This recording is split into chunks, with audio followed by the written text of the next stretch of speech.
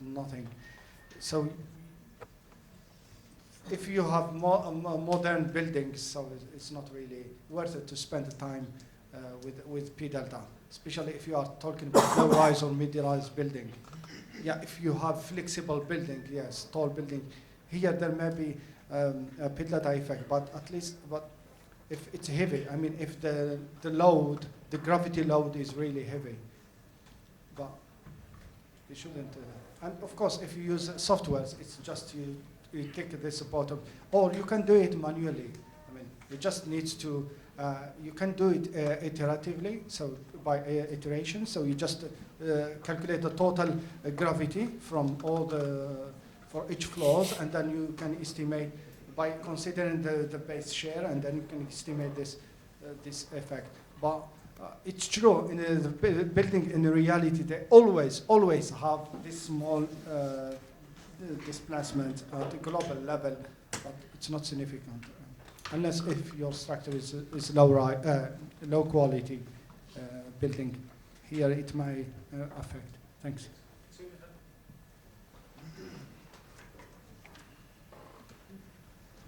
This is adding to your logic. When the building construction is going to be faster, it has a greater effect of P delta. Are you fast construction? The construction rate is fast. Yes. Then it has a greater effect of P delta. Is it true? Construction faster? Yeah. No, it is not related with the construction rate. The construction, yeah. Yes. As I said, the origin from P delta is the wind and the quality of the building. And with the time, I mean, when it doesn't, I don't believe that when it's constructed faster means that you will have P delta. First, the P delta is coming from this gravity loading, and you have the wind. No, if if you construct faster, but you are following. Just to moderate this discussion, P delta effect, we agree what he has said, that in most of the cases this may not be really a problem, but it gives lot of advantage to the designer, because if you are performing P delta analysis, you need not to use the curves corresponding to sway case. So always do it and get this advantage in reinforcement detailing. It's more accurate analysis, and at the same time you end up in more economic design. If you are not doing that, then maybe you have to, because we cannot avoid code provisions have to be followed. So if you are not doing P delta analysis, you have to use, if the building is showing showcase, you have to use the charts, and you will end up in a lot of reinforcement. Excuse me. I think his concern is that, for example, in normal analysis, what we do is we don't consider any imperfections in the construction. Means if you have a column, you always think that it's vertical, but when you construct it, if you do a proper construction, then you have some tolerance. You construct within some tolerances. I think his question is related to what if these tolerances are not followed, because if the construction is fast, you may not be able to control these tolerances. That may be the concern. So that way, in that case, you need to actually incorporate the tolerances that have been exceeded in the real thing, and maybe you need to do some P delta analysis. That may be the case. I think this is only of importance when a vertical load leads to a horizontal displacement. Right. Yeah, or as here, I mean, both points are same. If there is some accidental eccentricities which were not known, which were not considered at the time of design, but those have come up due to some reason in your analysis, then you should perform the analysis considering those eccentricities. And we discussed how to model that. So that means if something has gone wrong at the time of the construction, you have to reanalyze the building and show that it is safe or not. But that's a very special case. There cannot be a provision in the design for the errors what the construction people have to make in future, because there is no limit for that. So we have to assume that they will do construction as per the guidelines. Sir, Sir, as far as P delta analysis is concerned, in industry designer community have a two school of thoughts. One, people are saying that with P delta analysis we should use the stiffness modifiers, which yesterday you were talking about. Yeah. And some people are saying that Indian code is silent about that stiffness modifiers, so we'll use the one. So what's your opinion on that? Because some are saying that we can, if Indian code is silent, we should use the ACI, and ACI says for 0.7, 0.35, like that. So what's your opinion, and should we do, Okay. and what is the significance of that? Okay. First of all, if you go practically, then what Dr. Abdul says is correct. Whether you use 1 or 0.35, really in normal buildings it will not matter much. Okay. But to be more correct, you have to use the cracked section. Because actually these are for earthquake you are using. And in earthquake it is going to crack. So you should use cracked section. So for P delta analysis you should use the modified sectional properties, not the gross sectional properties. We can use that as recommended in the ACI or international journals standards. This is a difficult question to answer. Because Which code I can recommend? no, because Designer's choice. Which code you want to use? no, like the same building, if I use the stiffness modifier 1, I come up with some steel ratio and deflection, and some same building I did that exercise, the steel ratio get changed, steel ratio or steel consumption I can say, with stiffness modifiers, because that will, with stiffness modifiers, the enhancement of effect of P delta will get increased. Normally P delta is not having that much effect that it is changing your reinforcement significantly. Not significant, but so in that case, what as a logics people like proof checkers sometimes say that. Use cracked section, that's what I said. And if you want to add something, you can please. Yes, I want to add something. There is an excellent paper in ASCE Structures Congress. I think it may be in 2006 or 2008. It's written by a practicing engineer. His name is Gary Shearer.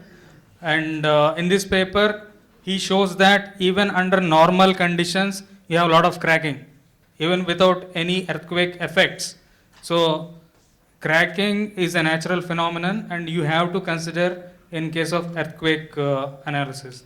And this paper shows you pictures of real life structures where the constructions were very new and they had cracking pattern. So you need to, you should definitely consider cracking in case of earthquakes. Yeah, Dominic, you can go ahead with your slides. Okay, I think I have to apologize because obviously the things I presented on Monday were not that clear as I thought they are, and so sorry.